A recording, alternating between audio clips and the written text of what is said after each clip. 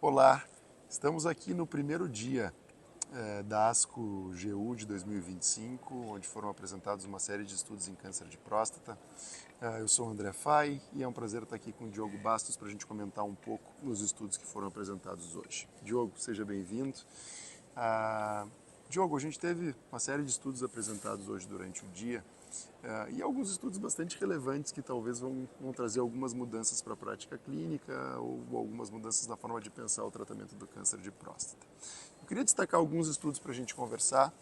O primeiro deles, talvez o mais importante, que foram os dados do estudo TALAPRO-2, os dados de sobrevida global. Rapidamente, o estudo TALAPRO-2 é um estudo que avaliou a combinação de talazoparib, um inibidor de PARP, combinado com enzalutamida versus enzalutamida mais placebo.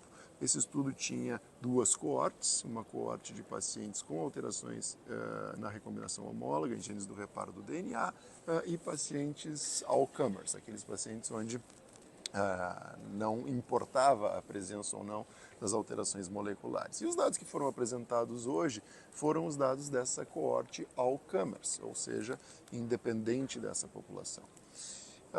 Nós já tínhamos visto os dados iniciais desse estudo, dados de onde o desfecho principal era a sobrevida livre de progressão radiológica, e esse estudo mostrou um benefício da combinação dos inibidores da PARP com a enzalutamida, do talazoparib, mas essa discussão já vem de longe, onde esse benefício parece de fato estar associado à alteração molecular na recombinação homóloga nos genes do reparo do DNA.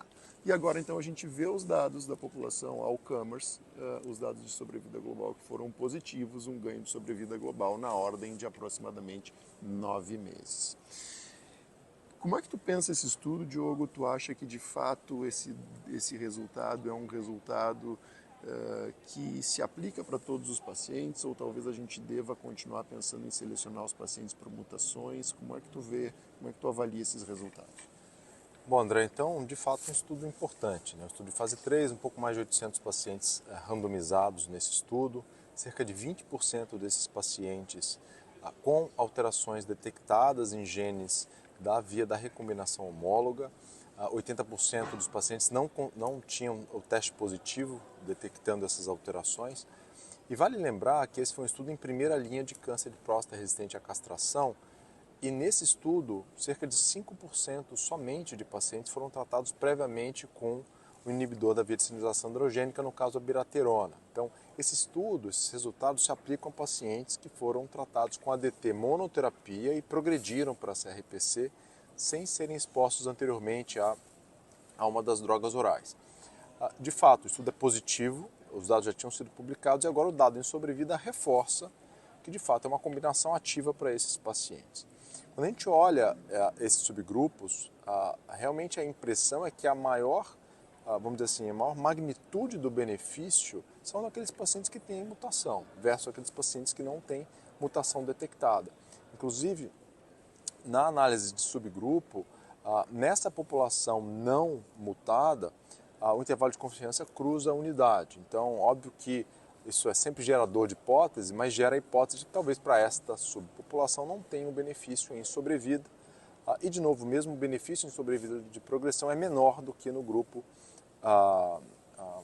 mutado.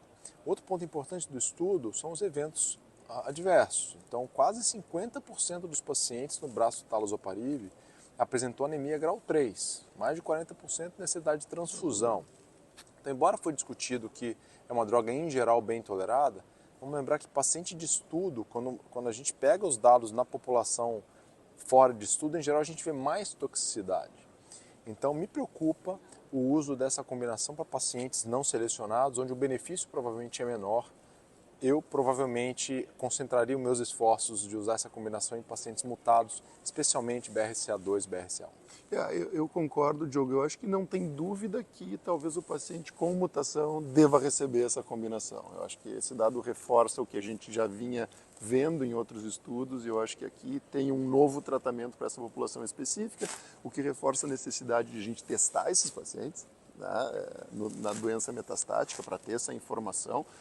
E, de fato, essa é uma população que talvez, se a gente for muito rigoroso nos critérios do estudo, não exista, né? Que é esse paciente que recebeu ADT e que não teve uma intensificação de tratamento na doença hormônio sensível, né? Então, eu acho que a gente ainda tem bastante para aprender. A gente fica com a sensação de que talvez exista um grupo de pacientes que a gente não detecte a mutação que tenha um benefício. E a gente vai ter que aprender quem são e quando a gente vai talvez extrapolar para uma população que não carrega essa mutação. Mas acho que é um estudo importante, né, que de fato define uma conduta, principalmente para essa população com alteração molecular.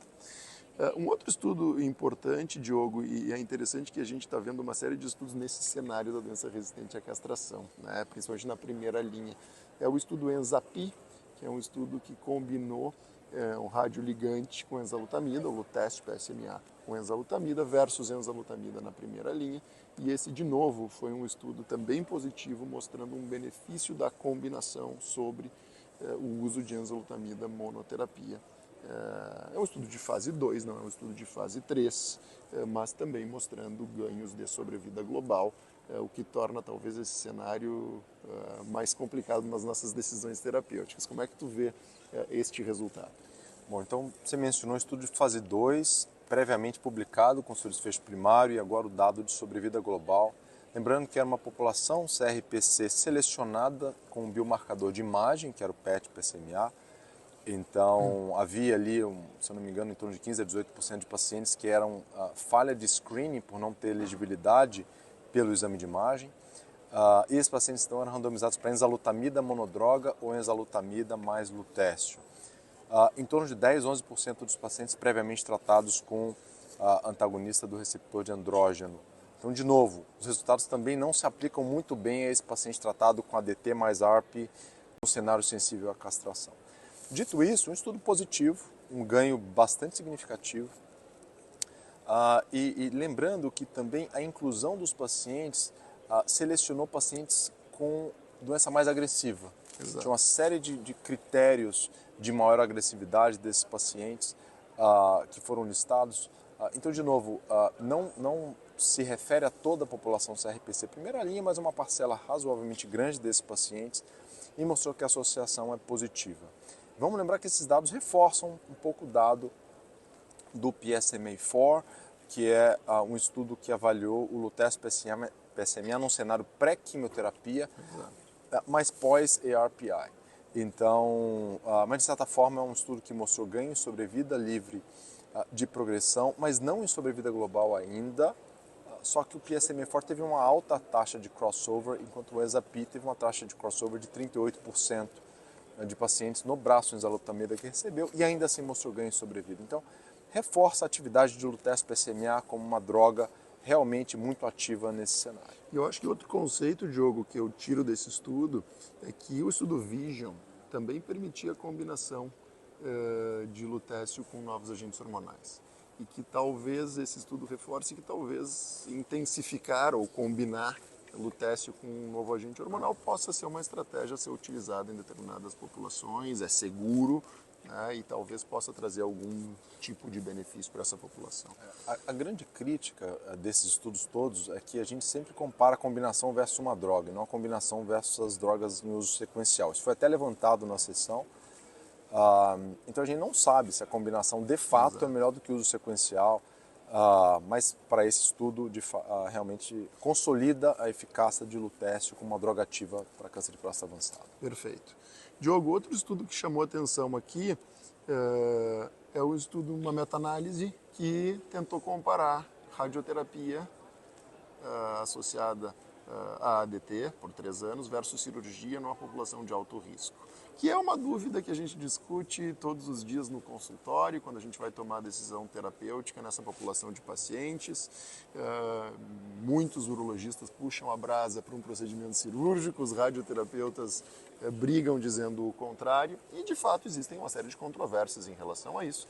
Essa é uma meta-análise, então, que usou dados individuais de pacientes mostrando, né, em resumo, que a radioterapia parece ter um risco menor de metástases à distância quando comparado com o procedimento cirúrgico e, obviamente, que quando o procedimento cirúrgico era complementado com o tratamento de radioterapia ou bloqueio hormonal, essa diferença parece diminuir. Então, né, são dados, obviamente é uma meta-análise, continuam os vieses de seleção de todos esses estudos que foram incluídos, mas que talvez seja mais um argumento para essa conversa com o paciente na tomada de decisão. Tu acha que esse estudo, de alguma forma, muda a tua prática clínica, nas recomendações que tu faz? Como é que tu avalia esse dado? Veja, na minha opinião, não muda a minha prática clínica. Eu confesso que eu fiquei até um pouco surpreso desse estudo ser apresentado numa sessão oral. Na verdade, o que foi feito foi uma comparação entre dois estudos randomizados que foram conduzidos na mesma época e que tem algumas semelhanças entre eles, mas foi uma comparação de dois estudos. Basicamente foi isso que foi feito. Lembrando que um dos estudos, o estudo cirúrgico, foi o CALGB, Punch Trial, um estudo de prostatectomia radical, seguido de tratamento com radioterapia adjuvante ou não, versus o mesmo tratamento com hormonioterapia e quimioterapia neoadjuvante. Então esse foi o primeiro estudo. Estudo de radioterapia, um estudo RTOG, que comparou rádio-hormônio de longa duração versus rádio-hormônio de longa duração com quimioterapia. E os autores compararam essas duas populações. A primeira coisa que foi observada é que os pacientes tratados no braço de radioterapia eram pacientes mais idosos e aparentemente com mais comorbidades. Num primeira vista, o estudo parece beneficiar a radioterapia, mostrando que os pacientes tratados com radioterapia e hormonioterapia tiveram menor incidência de metástase ao longo dos anos, comparado com cirurgia. O que me chamou a atenção foi uma separação das curvas muito precoce, em menos de um ano. Não é esperado da gente ver uma separação de curvas tão precoce quando a gente está comparando dois tratamentos locais. O que mostra que a diferença não foi pela comparação dos tratamentos locais em controle sistêmico da doença. A diferença foi basicamente porque num braço você tinha hormonioterapia e no outro você não tinha. Então, para ser muito honesto com você, basicamente o que foi visto é que nos pacientes tratados com hormonioterapia precoce você detecta menos metástases ao longo dos anos, mas isso não impactou em sobrevida. Os autores mostraram de forma bem clara que a sobrevida a câncer específico não foi diferente e, curiosamente, a sobrevida não relacionada a câncer de próstata, ela foi menor nos pacientes tratados com cirurgia, talvez pelo viés de seleção. O que é curioso é que não foram apresentados os dados de sobrevida global. Isso me chamou a atenção. Então, na prática, sinceramente, eu acho que o estudo mais fortalece a cirurgia do que a rádio, sendo bem honesto com você. Mas, tirando isso de lado, eu acho que traz informações a serem discutidas, mas não muda a nossa dúvida de qual é o melhor tratamento e a gente espera que um grande estudo randomizado que está em andamento consiga, enfim, com maturidade, nos trazer essas informações. Exato, e a gente continua tendo que individualizar essa situação. Eu acho que essa continua sendo ainda a regra na tomada de decisão, levando em conta uma série de fatores pró-cirurgia ou pró-radioterapia. Também acho que não tem nada definitivo nesse campo ainda.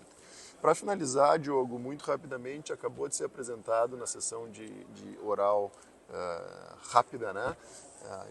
Dos abstracts, uma droga nova que se chama EZH2 inhibitor, que é uma droga que atua, na verdade, em mecanismos epigenéticos que estão alterados na doença resistente à castração.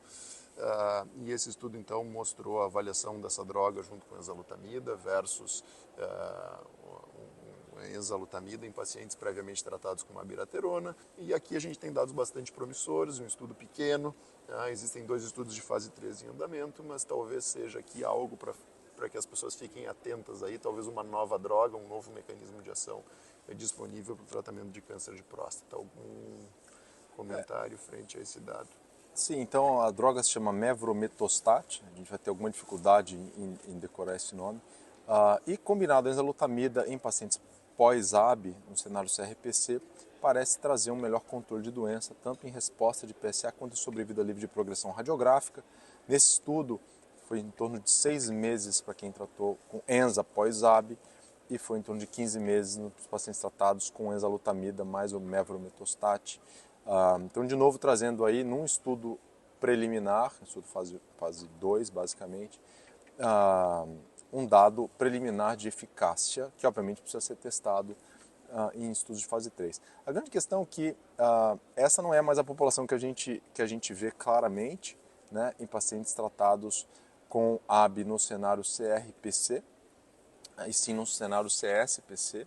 Mas, de novo, esse é um espaço que está sendo muito estudado nesses pacientes com câncer de próstata resistente à castração, com a antecipação do uso das outras drogas. Então a gente fica com um cenário CRPC que precisa melhorar e obviamente que estudos com novas drogas são muito bem-vindos e promissores. E lembrando que essa droga também está sendo estudada no cenário de um câncer de próstata hormônio sensível, que pode ainda, né, trazer essa droga para um cenário inicial. Diogo, muito obrigado. Acho que a gente trouxe aqui as principais atualizações do primeiro dia da ASCO-GU. Continuem com a gente, que a gente vai trazer nos próximos dias na Bio e nas redes sociais, nas mídias sociais da Bio, as atualizações dos próximos dias. Obrigado e até logo. Um abraço a todos.